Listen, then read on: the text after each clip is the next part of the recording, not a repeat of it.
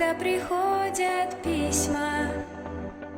я вам пришлю